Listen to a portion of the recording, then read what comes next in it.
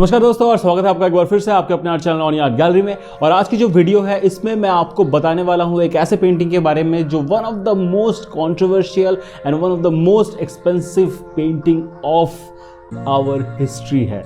जी हाँ, आज हम बात करेंगे मोनालिसा के बारे में। Without doing any further ado, welcome to on art gallery. My name is Annie and let's get started.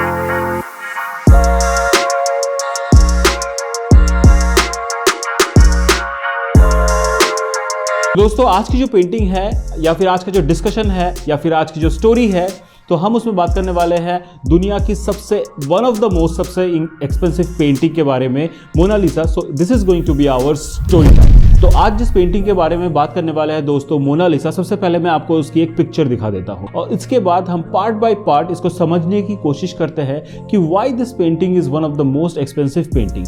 तो जैसा कि आप अपने स्क्रीन पे देख सकते हैं, मोनालिसा ये वाली जो पेंटिंग है, आई एम प्रिटी श्योर आप में से काफी लोगों ने ये पेंटिंग कभी ना कभी तो देखी ही होगी, क्योंकि काफी एडवर्टाइज बोलिए, मूवीज बोलिए या फिर इंटरनेट में बोलिए, काफ़ी जगह ये पेंटिंग यूज़ की जाती है। और ये वाली जो पेंटिंग है ये बनाई थी मेरे personal favourite, one of the best geniuses, मैं उनको जीनियस सोचता हूँ, मैन, जो कि थे लियोनार्डो डा विंची। जी हाँ दोस्तों, लियोनार्डो डा विंची। अगर आप मेरा चैनल फॉलो करते हैं, आपने देखा होगा मैंने उनके बारे में एक ऑलरेडी वीडियो बनाई है जो मैं आई बटन में डाल दूंगा या फिर डिस्क्रिप्शन में डाल दूंगा, आप लोग देख सकते हैं। लियोनार्डो डा विंची जो थे वो ना तो सिर्फ एक आर्टिस्ट थे और आई मीन काफ़ी बड़े आर्टिस्ट थे, बट वो साथ में साइंटिस्ट भी थे, पोएट भी थे और ना जाने कितने कुछ, मैथमेटिशियन थे, बहुत कुछ थे। तो लियोनार्डो डा विंची ने ये पेंटिंग जो बनाई थी दोस्तों, ये बनाई थी आज से लगभग 500 ईयर्स, ऑलमोस्ट 500 ईयर्स पहले, अर्थात 1500 शताब्दी के आसपास, अराउंड 1500 सेंचुरी के आसपास उन्होंने ये पेंटिंग बनाई थी। तो आप सोचिए, आज हम जिस पेंटिंग के बारे में डिस्कस करने जा रहे हैं वो 500 साल पुरानी पेंटिंग है और आज भी वो वर्ल्ड की one of the most expensive painting है। अगर हम उसकी वर्थ जानना चाहें तो वो ये पेंटिंग अप्रॉक्सीमेटली $800 मिलियन इसकी वर्थ है। अर्थात मैं वर्थ क्यों बोल रहा हूँ, मैं प्राइस क्यों नहीं बोल रहा, क्योंकि ये पेंटिंग कोई खरीद नहीं सकता।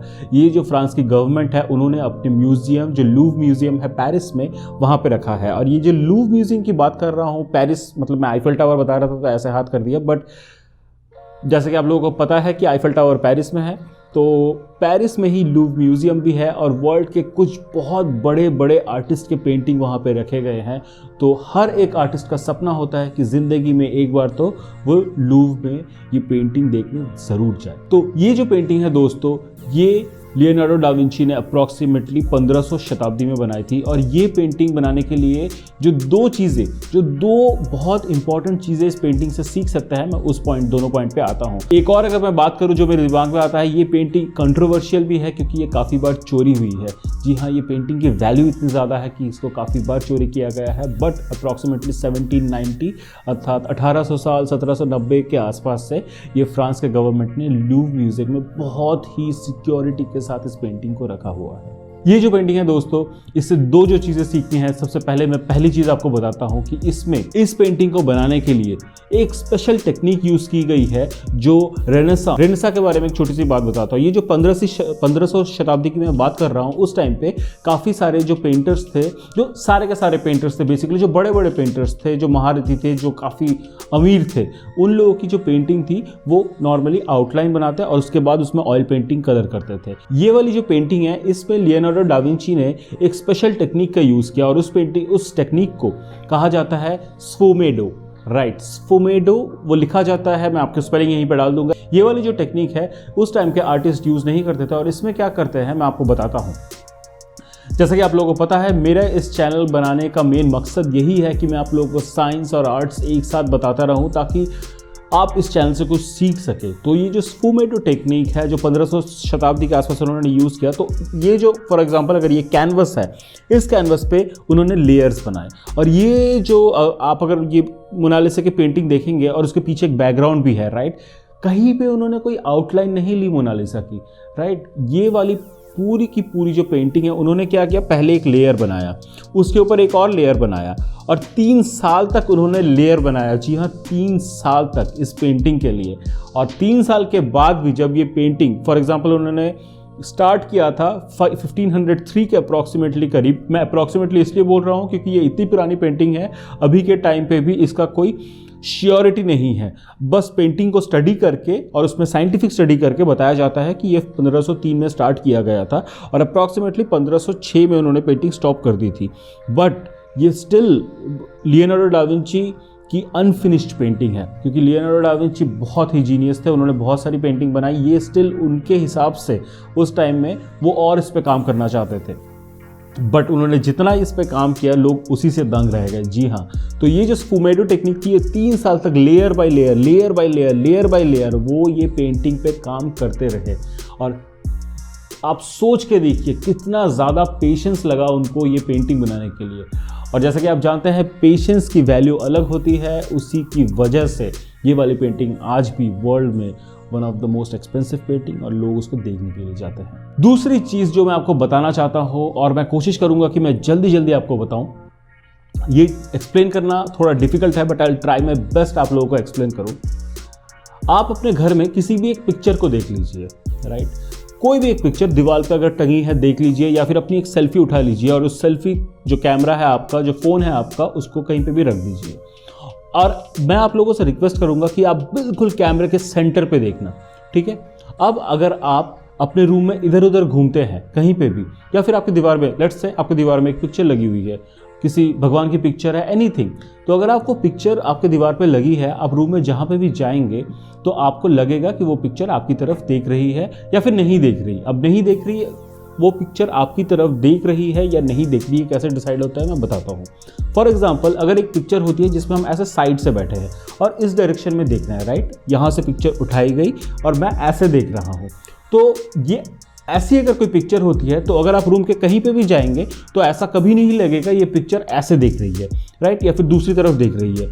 ये वाला कंडीशन तभी फुलफिल होगा जो हम कहते हैं कि अगर रूम, मतलब आप रूम में कहीं पे भी है और आपकी तरफ वो पिक्चर देख रही है, अगर बिल्कुल जो सेंटर ऑफ आई है वो ऐसे कैमरा के लेंस, मतलब अगर मैं सीधे लेंस की तरफ देखूंगा और इस टाइम पे अगर आप मेरी पिक्चर उठाएंगे तो ऐसे अगर आप एक पिक्चर टांगते हैं तो लगेगा कि, और वो भी उतना ज़्यादा नहीं बट लगेगा कि वो आप जिधर जा रहे हैं वो उस पिक्चर आपकी तरफ देख रही है, राइट।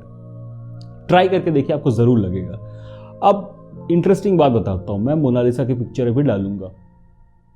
मोनालिसा की जो पिक्चर है वो बैठी ऐसे है, ठीक है, और उन्होंने लेंस की तरफ नहीं देखा, बल्कि ये साइंटिफिक फैक्ट है, ये स्टडी किया गया है कि वो 15 डिग्री, मतलब अगर ये सेंटर 0 डिग्री है तो वो 15 डिग्री इस तरफ देख रही है, अर्थात कान की तरफ देख रही है। आप सोच के देखिए, मैंने अभी आपसे क्या कहा, अगर आप डायरेक्ट स्ट्रेट कैमरे की तरफ देखेंगे तो ही एक फेयर चांस है, there is a little bit fair chance कि ऐसा लगे कि वो आप जिस रूम पे है उस रूम में वो पिक्चर आपकी तरफ देख रही है।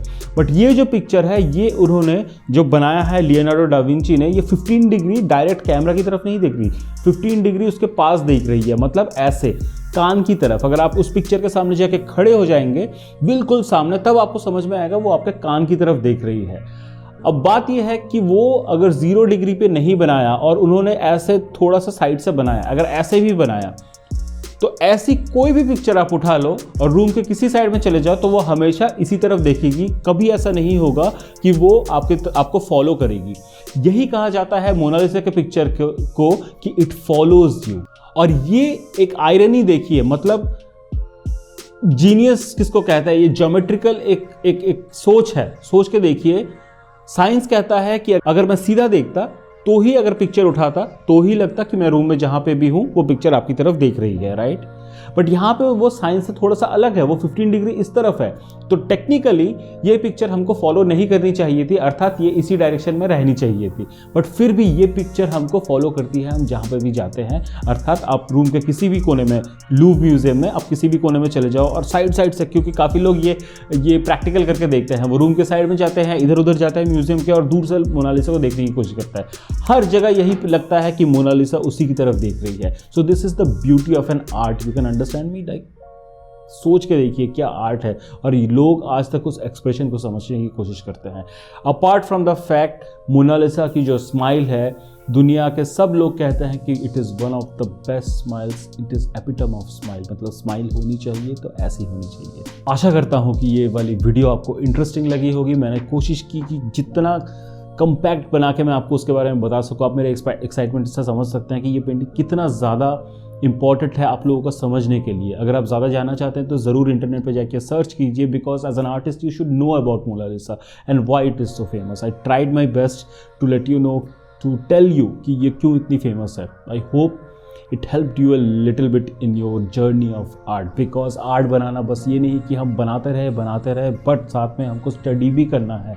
जैसे स्कूल में प्रैक्टिकल भी होती है, थ्योरी भी होती है, तो ये भी बहुत ज़रूरी है। And I am pretty excited. आप सोच के देखिए 5,500 करोड़ की पेंटिंग, कम ऑन, कौन कमा सकता है इतना यार।